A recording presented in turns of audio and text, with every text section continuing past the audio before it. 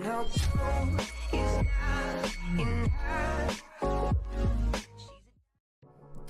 everyone, how's it going? It's me here, back with a brand new video, and today I'm going to show you how to do this awesome effect on Photoshop. I'm using CC 2017, and yes, so let's get into the video. Alright, so what I always start off with is you go new, and you copy these settings, not centimeters, sorry, pixels, and 1920 by 1080. Just put, you don't have to really name it, I just name it tutorial, just to name, just for this, for the purpose of this video. Background contents you can change to whatever, but I just use this. sRGB is probably my favorite color profile, and yeah, that's what you need to do. Press OK, and here we go. I might be talking a little bit quickly, but if you just try and follow my steps as quickly as possible. I've got my screenshot. What I'm going to do is show on disk, and I'm just going to put it in like that. Kaboom! It's in there. Okay, now I'm going to slow down slightly because I don't have a heart attack. But anyway, I'm going to press this, and I'm going to go Hue and Saturation, because I always do that, and it makes my pictures just look really, really nice. I always will turn the saturation up a tiny bit, just to give it more of an oomph, and to make it look quite more colourful. You can change the saturation a bit. I usually put it at -2, -3, or I actually put it at +2 or +3. That doesn't really work, but I'm going to turn the saturation back up, usually about +20, but then I'll stop. Just let me do this. It is plus for 2, +2. Yeah, that should work. And then just gonna drag that up to around the 20 mark, just to make it look really nice.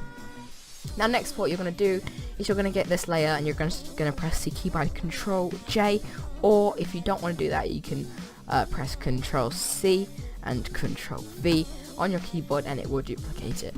But Control plus J is the best thing. You don't have to press plus, just Control and J, but for this exact same time, and it will duplicate the layer that you want to duplicate.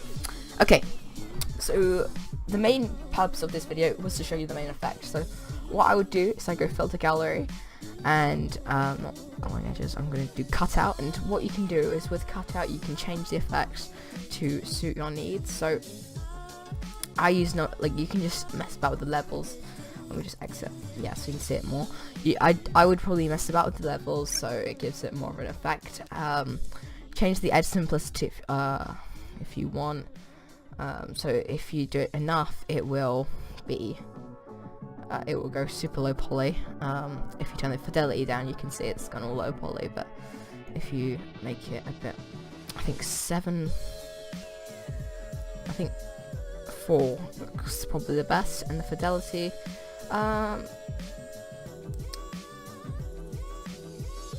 It's kind of about preference, really.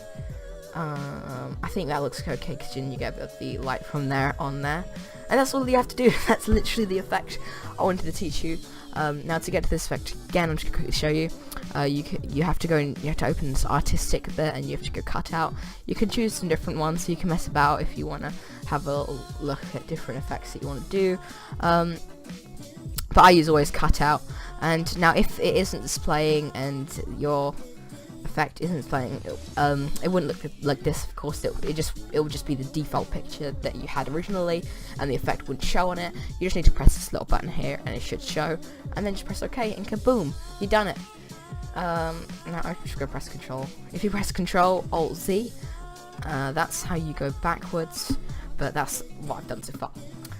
Now, what I always do is a little added touch, is I actually duplicate this layer again, and I drag this on top, and you're going to go Filter Gallery, and you are going to go Glowing Edges. Now what this does is it just makes it look really nice. If you copy these exact settings, edge width 2, edge brightness 6, and smoothness 5, press OK, and there you go.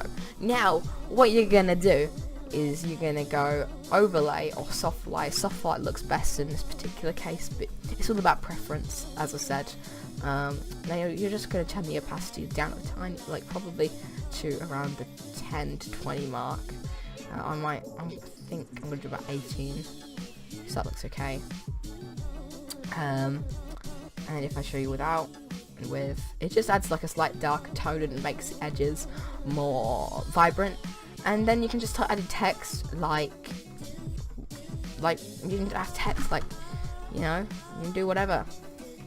Well, you don't have to add text, but you can add all sorts of effects to go over it, like text, you can add more saturation, you can add custom cars, you can make a thumbnail out of it, and this is exactly what I did in my banner, and so that's how I kind of got this effect. So I really do, guys, I can't even talk. I really do hope you guys did enjoy this video. Please do leave a like, subscribe, and comment down below if this video helped. If you have any other tutorials or any other effects you want me to show you, then just put it down below. But yeah, this is just a very simple tutorial on how to get this kind of brush stroke effect, which is really simple, and it just makes everything look much nicer. As you can see, the effects actually do make the shadows look really good, and you can still see it clearly on your bits and bobs, but you can of course mess about with it just for your preference. That doesn't really work, but yeah, you can, like, as you can see it, you can still see that car just there, and that little car in the corner there. They still, like, it just looks like a self-made brush effect, which I really love about it. But yes, I do hope you guys have an absolutely wonderful day. I do hope you guys did enjoy this video. Leave a like, subscribe, and I will see you all next time. Bye, guys.